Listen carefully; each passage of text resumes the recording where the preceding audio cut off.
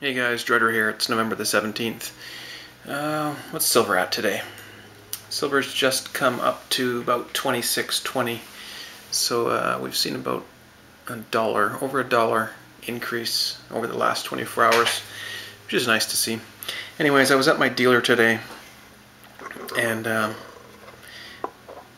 picked up a few coins. I thought I would show this one off. It's the 2010 Olympic coin. It's got a smaller queen on the back, which I think some people would appreciate because they had to make room for the Olympic symbol. Not that I care much for the Olympics, but it's a cool hockey player on the front with two maples. That's the 2010 version. Anyways, a quick story about what my dealer told me today. I asked him if he was around in 1980, and he said indeed he was. He was actually in business at that very location.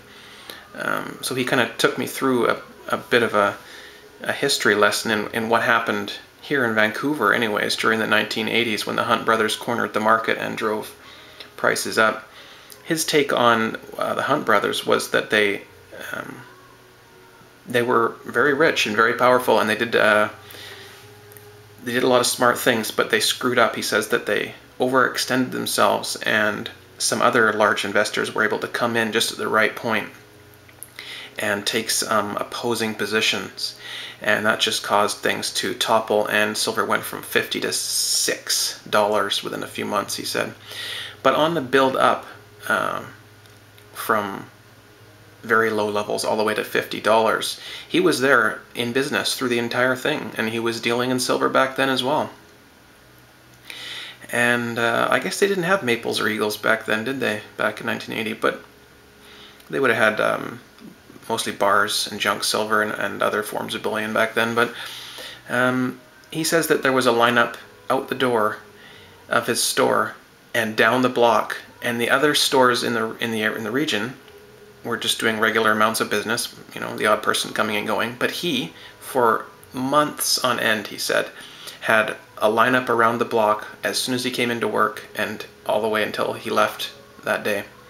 And he's owned that store for a really long time, so it's really cool to hear his stories about that. He said there was dealers going up and down the line doing deals between people, like gathering, you know, are you buying or selling? And then he would get people, this dealer would get people together and facilitate the deal and take a profit off it. It was a really weird situation, and of course those dealers weren't authorized, but because it was outside of his store, he couldn't do anything. So it was a real frenzy. It sounds like it was a really, really crazy time in silver. And he says that everybody knew about gold and silver. It was every single person knew. And, you know, anyone who was interested in economics at all knew what the price of gold and silver was at any particular time. And it was just a very strange story to hear firsthand from somebody that was there, not only there, but directly involved in it. So if you know any dealers that were around back then, that's 30 years ago now, but if you know any dealers that were around back then, this guy's old now. He's got to be 70 years old. He runs this little store, but it's been there forever. I would recommend you talk to people like that. It's pretty cool. It was pretty cool to hear about it, and it made me realize that we aren't there yet. There is no lineup around the corner, and not everybody knows about the price of gold and silver.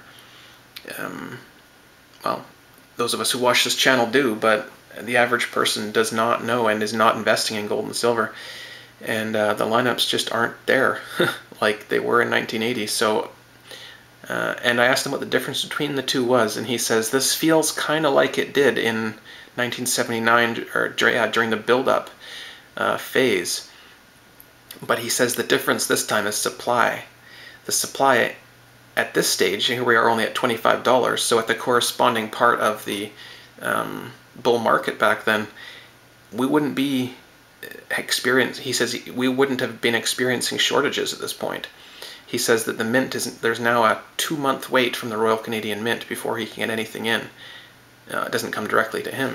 He has to buy from larger regional dealers, but yeah, the shortages are already here now. So he says this is it's different that way. The shortages are different, and it was just definitely interesting for me to hear. So I thought I would pass that on to you guys.